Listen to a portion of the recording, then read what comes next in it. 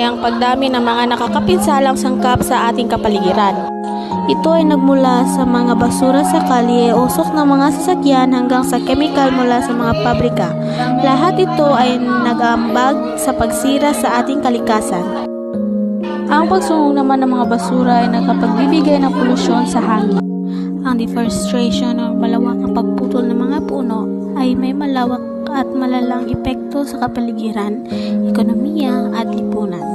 Ang mga epekto nito ay pagbabago ng klima, pagguho ng lupa, at pagbabago ng water cycle. Ang pagtapon ng basura ng hindi wasto ay may malawak at negatibong epekto sa kapaligiran, kalusugan at ekonomiya.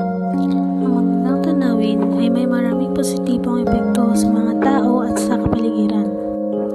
Ang pagre-recycle ay may maraming positibong epekto sa kapaligiran, ekonomiya at lipunan.